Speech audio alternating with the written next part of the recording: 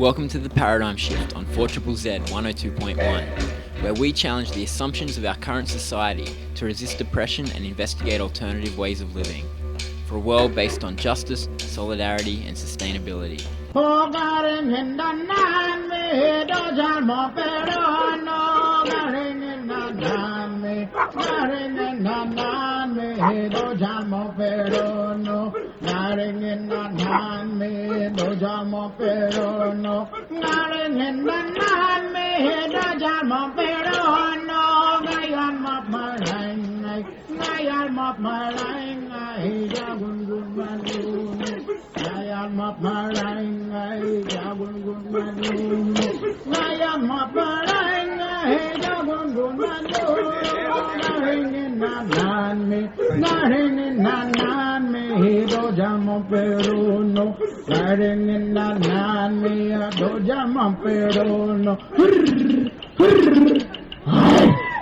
Hello and welcome to the Paradigm Shift on 4ZZZ 102.1 FM. It is Brisbane's own local community radio station. We are celebrating that at the moment. It is Radiothon time at 4ZZZ, a time where we ask everybody to pitch in and subscribe to the station, and you can win some great prizes for doing so.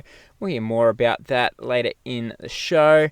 My name's Andy and I will be with you for the next hour. I'm coming to you this week from Larrakia country, aka Darwin in the top end, but of course 4ZZZ broadcasting on Jagger and Turrbal countries and many others around this broad continent. Today on the show, it's a bit of a celebration of the Radiothon theme of adventurous ears and of the role of community non-profit media in, I guess, bringing music that challenges the status quo to your attention. I'm going to be interviewing 3 different people who, for the love of it and for their care for our world, promote political music in different ways. I'm going to be speaking to Khepa from Global Intifada on 3CR Community Radio in Melbourne.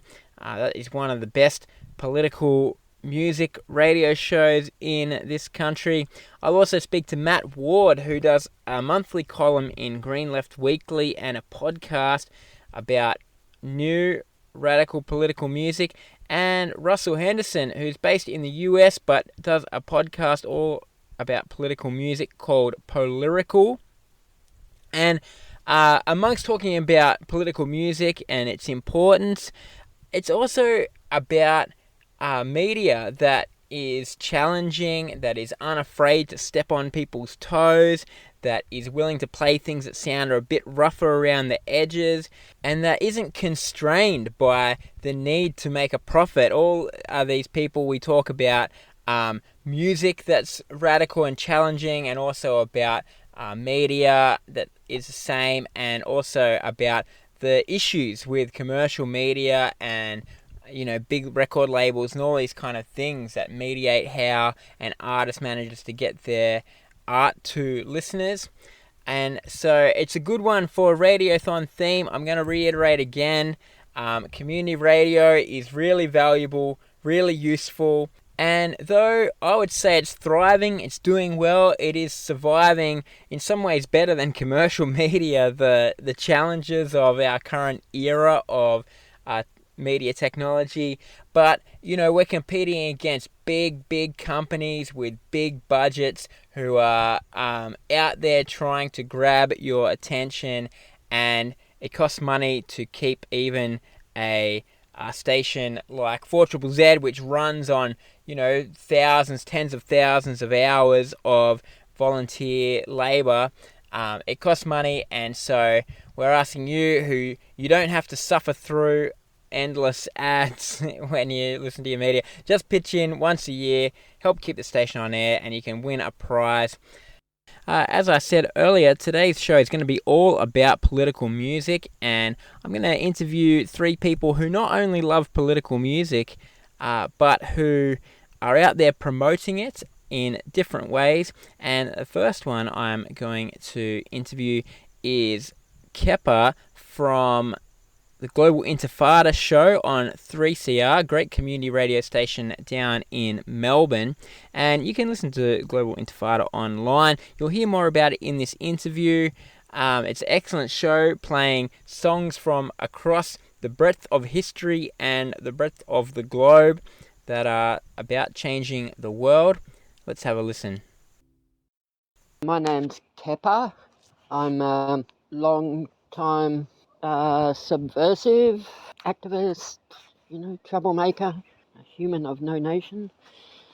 And I currently do a radio show called Music for the Global Intifada on 3CR. Yeah, so today's show we are talking about radical music to change the world, and Global Intifada is a great example. It's on 3CR, excellent community radio station. Can you tell us a bit about Global Intifada and what you do? It's a music and current affairs show. A show can be about all sorts of different things. It could be any particular week. It could be a genre of music, or it could be focusing on a specific protest campaign that's happening at this point in time. It could be about a particular person, particular activist, or a particular musician. So every week it's different, and we also focus on historic events too. So Soweto uprising in 1976, for instance. We might do a show focusing specifically on songs about So there's a wide scope, and we do it through music.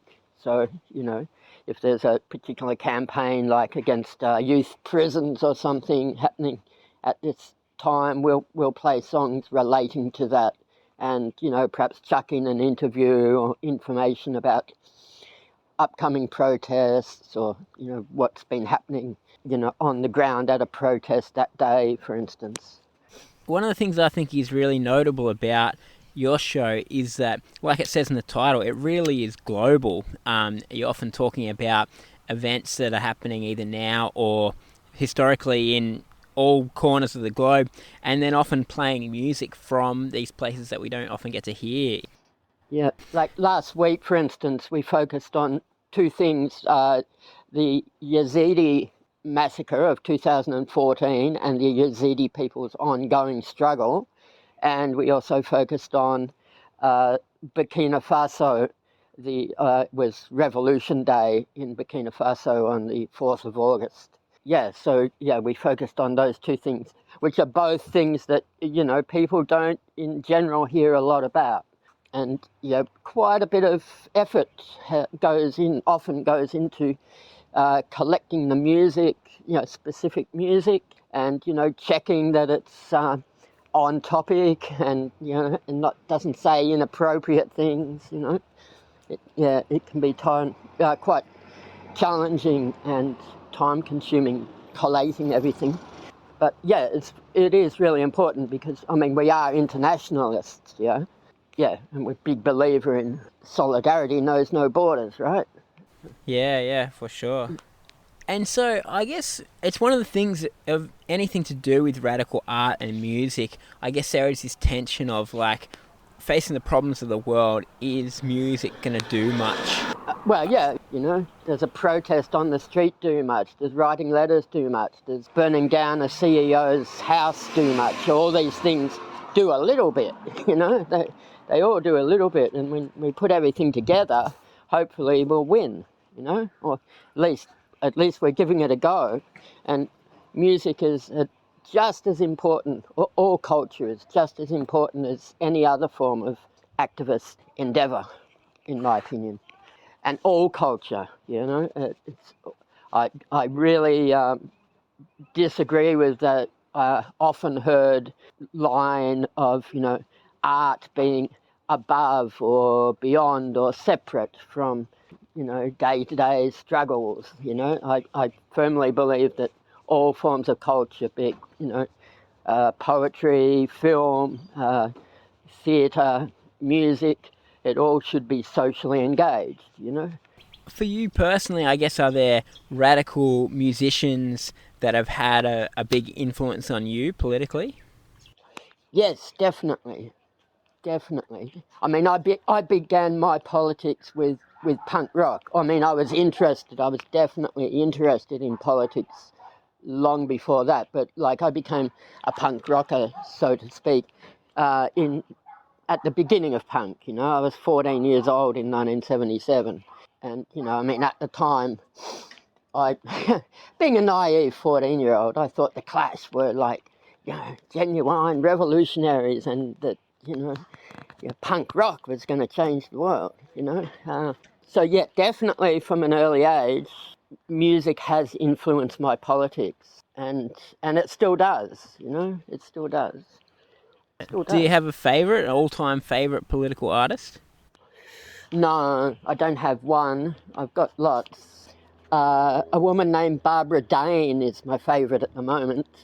She just turned 95 a little while ago, and we're going to do a special on her soon on the show. She founded a record label called Paradon Records in I think it was 1969, and the label was explicitly to bring political music from around the world to Western listeners, particularly in the United States, because that's where she was from. And you know, her record label released just dozens and dozens of records from every corner of the planet. You know, it's fantastic. And yeah, she's just a huge inspiration to me, this woman.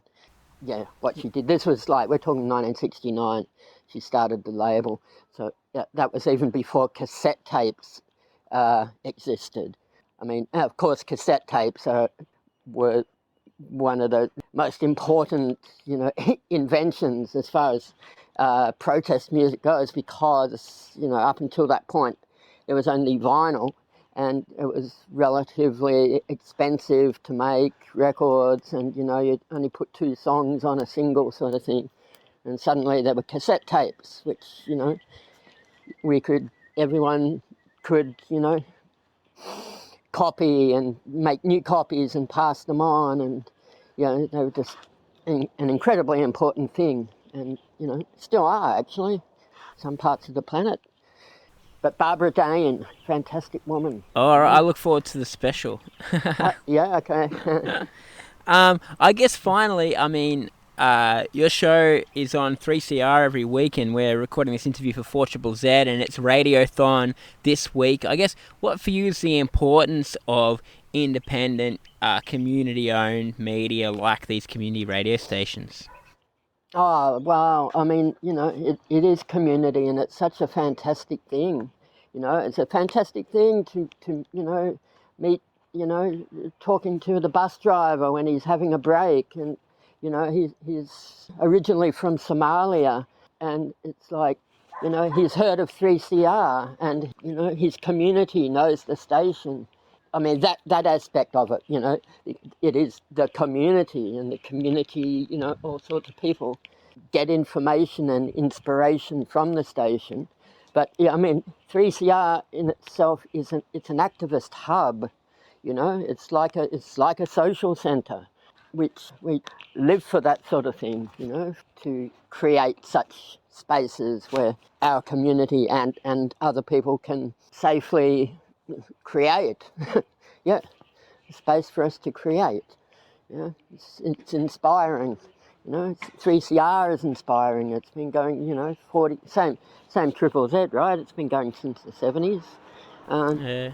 Yeah, it's wonderful that we have to have Radiothon, in my opinion. You know, it's great that we do this with, you know, very minimal support from scumbags. Yeah, that's right. Well, thanks very much, Khepa, both for chatting to us and also for all the work that you put into bringing that global political music to an Australian audience. Thank you, Andy. That is Khepa there from Global Intifada. If you want to listen to the show, you can go to 3cr.org.au/Global Intifada, and there it's got a whole heap of back episodes you can listen to.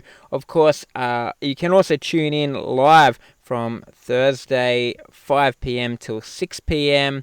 each week at 3cr.org.au. And I'll tell you what, from experience, there are a few people in Australia that can match Khepa for knowledge of political music historically or currently.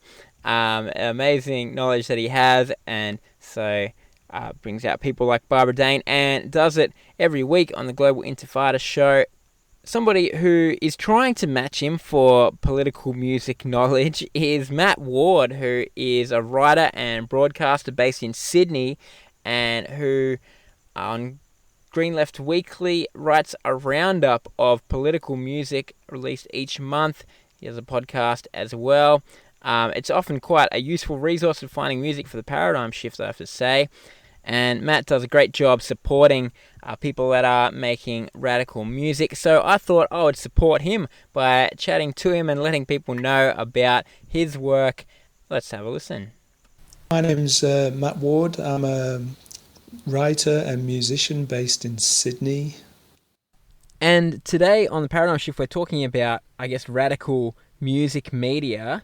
And you do a column for Green Left Weekly about new radical music and a podcast as well. It's a bit of a roundup of political music being released.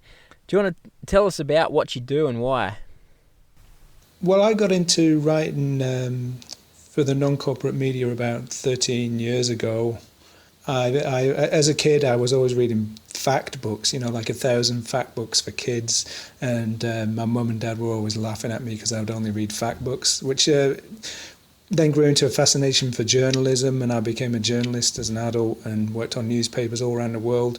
But always I'd be reading every aspect of the media, right wing, left wing, non-corporate, corporate. And I'd be seeing that all news was biased, they all have their own agenda. And there's a huge difference between corporate media and the mainstream media run by companies and non-corporate media, which is usually run by political activists or charities and so on. So 13 years ago, I got my act together and started doing voluntary work for the non-corporate media. That's Green Left Weekly newspaper. It's based all around Australia, but I work from its Sydney office. And I've started writing for them, doing lots of music, covering a lot of Aboriginal hip-hop because that wasn't being covered by the mainstream music press, and loads of interviews with Aboriginal rap artists because they had so much to say that they weren't getting any coverage. That resulted in a book of 37 different interviews with Aboriginal rappers from all over the country. The book's called Real Talk, Aboriginal Rappers talk about their music and country, and you can read that online for free, or you can get it on Amazon for about $1. And for the past 8 years or so, I think, or six or 8 years, I've been doing a monthly political albums roundup where I'll listen every month to about 30 or so political albums, all the new albums that come out, and then round up the 10 best that relate to that month's political news, and then put them all together in this monthly albums roundup, and have done a podcast version of that as well. There's about 14 episodes of that out there on the internet, which is called the 10 Best Political Albums of the Month. Yeah, it's very broad what you cover. I guess, how do you find stuff, and how do you decide what goes on there? Is it guided by your own taste or by politics? No, it's not guided by my own taste. I think Spotify told me I listen to something like 357 different genres a year, so I'm listening to absolutely everything. I like all music, very little music that I don't like.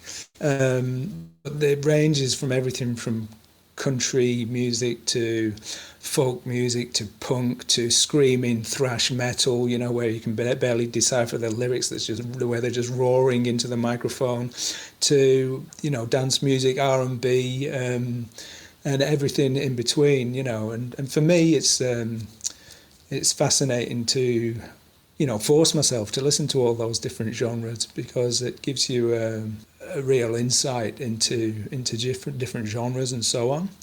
But the most inspiring thing about it is a lot of the times it's not the sort of extremely polished music that you hear on the radio. You know, it's people that are having a go, that strongly believe passionately about what they're saying, and so it'll be a bit rough and ready. And often the stuff that's a lot more raw and unpolished is the stuff that really is really better than the really polished stuff that you hear on the radio. You know, because you can feel the passion, you can feel the rawness and the emotion. You know, and that's what really counts in music for me.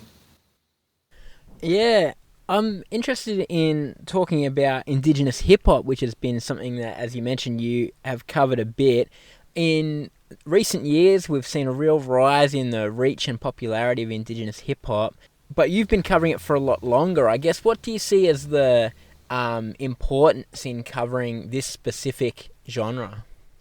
Yeah, right. I've been covering it for a long time, but there was people, you know, playing it on the radio for years before me, and it was played on. I got into it by listening to a radio show on Corey Radio here in Sydney. It's the local Aboriginal radio station, and the guy who did the Indigenous hip hop show is called Monkey Muck, or MC Monk, as he's also known, and he did this amazing show, the Indigenous hip hop show, which he'd been doing since he started. He's known as the grandfather of Aboriginal hip hop, because he started it all with his crew, the Southwest Syndicate, they're called. So I used to listen to his show, and I thought, wow, this is so amazing, because I'd listened to radio shows from all over the world, and I thought, this is world class. You know, why does no one know about this? Of course, loads of people knew about it in Australia, but in the Indigenous community, I was thinking worldwide, you know, the whole world should be hearing this. So I started recording it and uploading it to the internet. And then people were downloading it from all over the world, you know. Became friends with Monk. I also make music. He's guested on a single that I made with him. So that's how I got into it. But the thing that Monkey Muck said, is the reason that these artists don't get covered by the mainstream music press is because they have no money, and you have to pay promoters to get yourself in the mainstream music press in Australia. An example of that, when I released my last album, I was hawking it round the music press to try and get coverage. One publication said, yeah, we can do an interview with you, or we can do a review of your album. We love your album. We'll charge you $600 for a review, which is a special rate just for you because we like your album. Or we can do an interview feature, and that'll be $1,500, reduced from $2,500, you know.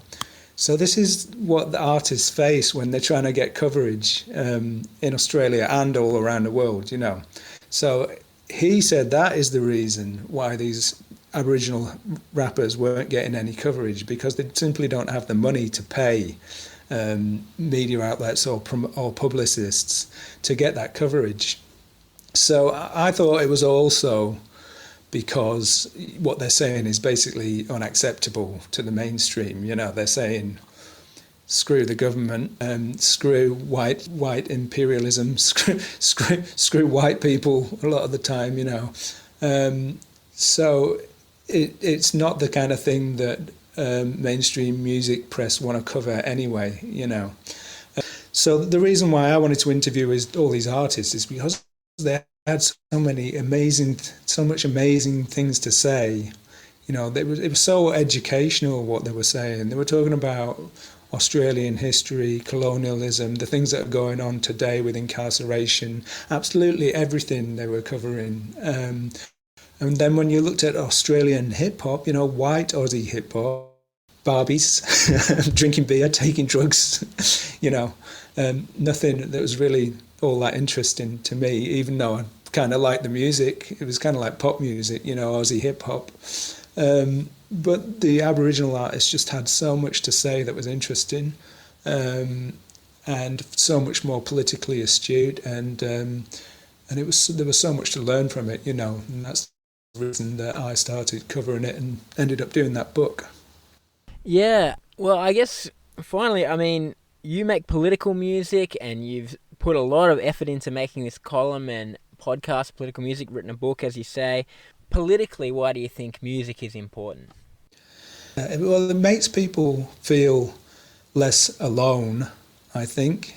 When you hold views that are not quite the mainstream, that you're always looking at the world more critically. When you're really interested about finding what's really going on in the world, as I am and a lot of people are, it can be frustrating, that people are getting away with so much that's criminal in the world, and when you feel that sort of anger and frustration, it's very comforting to hear that there are other people that feel that way, and putting it into great songs, that's a big reason. I still remember the day when I first heard your music, Andy. When I used to record 3CR's Global Intifada radio show, which is a radio show in Melbourne where they play all political and protest music. And then I would listen to those shows that I'd recorded when I got the chance to cycle out in Western Sydney in like 40-degree heat. And I still remember when I first heard you, and you were on that show, being interviewed and playing a few songs, and I thought, wow, this guy's amazing. And I still remember that. I can picture the street that I was on, and you often have those moments when you hear some amazing pieces of music and you know exactly where you were, and you can picture that's how strong an effect it has on you. So, if people are interested in finding your column and your podcast, how can they do that? The column is at greenleft.org.au, and just search for Matt Ward, MATWARD,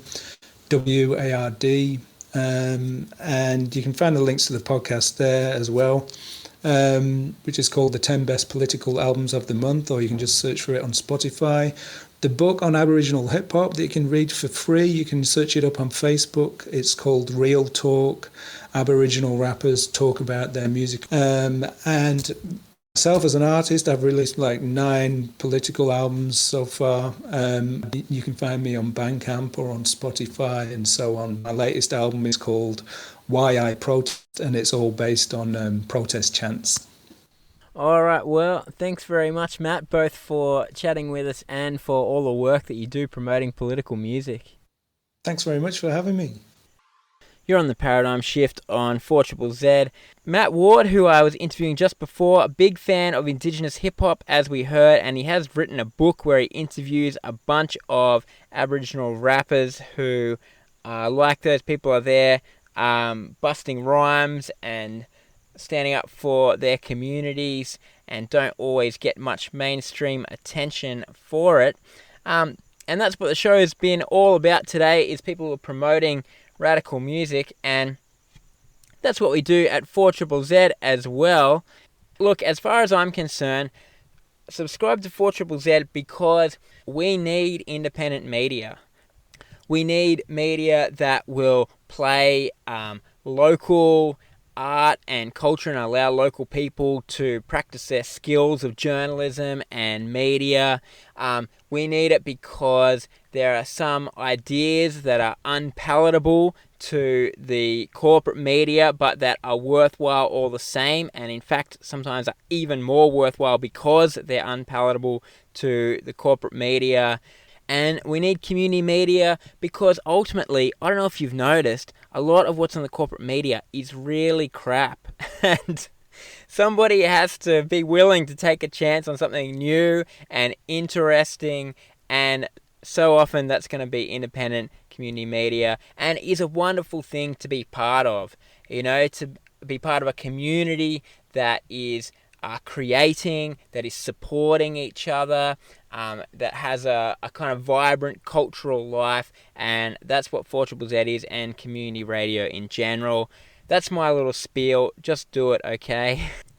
I've got one more interview to come up talking about radical music and media that supports radical music, as we are. This one, we're going across the ocean to the USA, where Russell Henderson makes a regular podcast called Polyrical. Polyrical, a portmanteau of political and lyrical, if you didn't catch that. It's a great podcast, and it plays a lot of historical stuff as well as a lot of new stuff, and Russell really delves past the obvious to play some really obscure DIY artists as well, which I think is really good. And so, same story with the other two. Russell puts a lot of time into supporting other people's art. I'm very happy to support his show by letting you know all about it. So my name is Russell Henderson. I do podcasts. I actually have multiple podcasts. I actually have a daily podcast. It's called People Are Revolting. It's just short stories about people doing activist work, protesting, etc. And then I have a podcast that's called You Can't Be Neutral. But Political's my kind of primary podcast that I produce. Yeah, and it's the one I'm interested in talking about on Paradigm Shift today, where we're talking about radical music and promoting it. So tell us about the Political podcast. So Political is a podcast of music and politics. I started in 2016. Each episode follows a particular format in which I have a featured topic and a featured artist. So the topics can be anything political, and I define political in very broad terms. I have an episode about progressive tax reform, and I have an episode about radiation, and I have episodes about refugees and feminism and Black Lives Matter, those kind of things that you might think are more political. But then I also have an episode about normal, just this term normal. How is this expressed in music that has a political slant or political message to it? And another episode about losing is the topic. So in addition to a topic every episode, I feature an artist every episode. Any kind of artist that I can find some political songs from. And every now and then I put out an episode called Albums of Note, which just focuses on one entire album from start to finish from one artist. And I just started an occasional short episode called Songs of Note, in which I feature one specific song. The music that you cover is very broad as well, very many different styles and different artists, many of whom are quite obscure. How do you source all the music that you use? So I do. What a lot of people listen to music based on a genre. They like country music, or they like rap music, or they like industrial music. And that's not how I listen to music. I listen to music for the lyrical content, for what are you trying to say? What are you telling me? What is your message in this song? And that really kind of broadens my experience as far as genres go. But as far as where I get it, I mean, I've been following artists and following political music for quite a long time.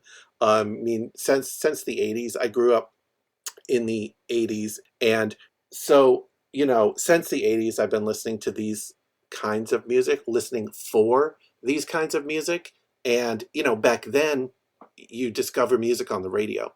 Well, everything's changed now, and you discover music via the internet. Most people discover music via streaming. I'm not a fan of streaming services. Maybe this is the old-fashioned part of me. Maybe this is the modern part of me that understands the way those streaming services use and abuse the artists. So I don't stream music.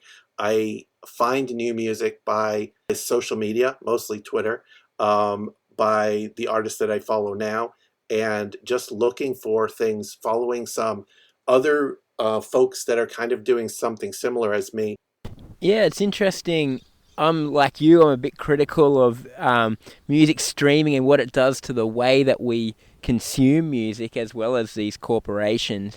But then you've got a podcast that's online. I mean, I use online things to get information out there. Do you think that compared to, the 80s when you were hearing Billy Bragg or something like that, now that the internet has changed the possibilities for radical art?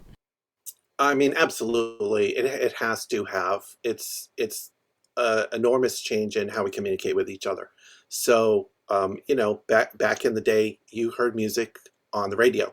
That was the way, or you went to a record store and you bought it. But you probably went to a record store Either you heard it on the radio or you read about it in a magazine, and then you went and bought it and sought it out. And nowadays, that's all at your fingertips all the time, and that's a double-edged sword. It gives a great ability for the artist to make direct contact with more people in a way that is less filtered than they could have before. I mean, previously they had to filter their message. They had to fight for space in a magazine or fight for space on the radio, which is extraordinarily difficult. And most artists aren't able to get there. They don't have the support to get there. Well, now that's out of the way. That's the good part. Artists, including political artists and all artists, can now put their own product out on the web, and everyone can access it from pretty much anywhere they are. But the downside is now they're not just competing with, a few hundred people for a radio spot or a magazine line or two, but they're competing with everybody around the world for my ears and your ears or eyes, depending on the art that they're putting out. So the internet now is a big benefit in many ways, and then is a big challenge in new ways as well. So, you put a lot of work into making this political music podcast. Out of all the different ways of doing political action, I guess, why do you think that political music is something that needs to be highlighted and shared?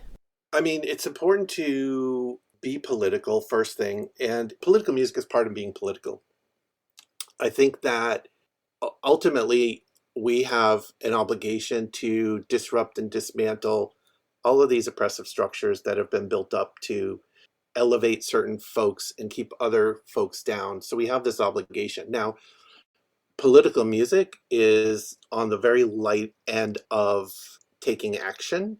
For the artists themselves, they put a lot more into that than I do. I'm an amplifier. I find things that pique my interest. I find things that I feel that are important that other people have said, and I share those things. And so I think of myself as kind of an amplifier in that way. But political music, while it is not being in the street, while it is not tearing down those structures directly, it is a critical input for activists. It shows you that you're not alone. It shows you there are other people who think the way you think. It can help you think differently. It can show you a different idea, a different way to think about something because of how someone else has expressed it and someone else has put it. It can recharge you. I mean, I think music in general can give us a lot of emotional feedback. It can calm us. It can reassure us. It can inspire us.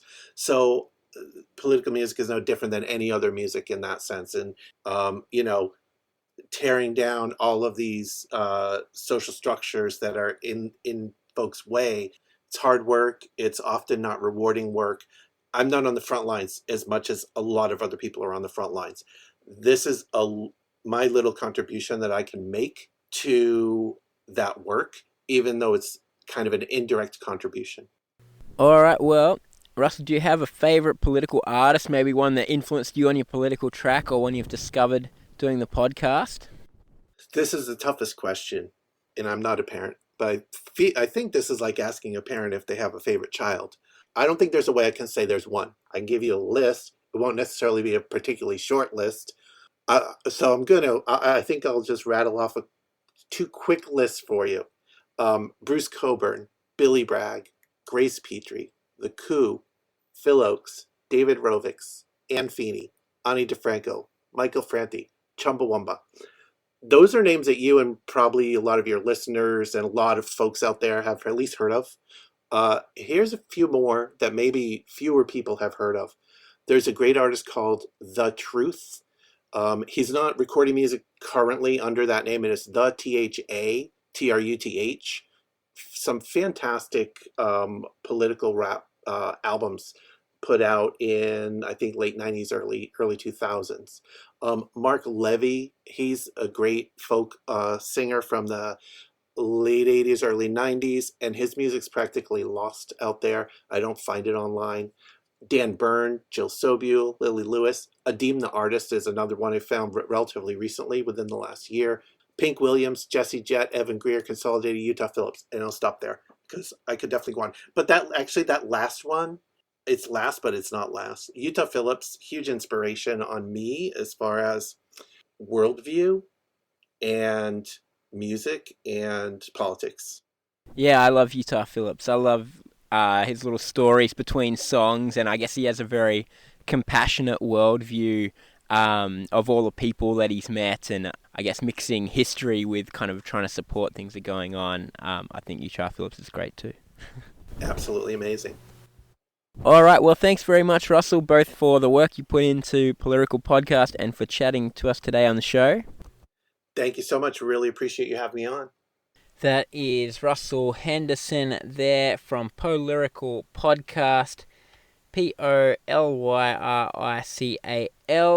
You can find it online. The website is movingtrainmedia.com/polyrical, or wherever you listen to your podcasts. You can find it there and hear Russell playing some of the best political music from around the world. I'm going to give a final plug for the other people that are interviewed on the show. Matt Ward, you can find his monthly article about new political music on greenleft.org.au, and then just search for Matt Ward and you'll find that.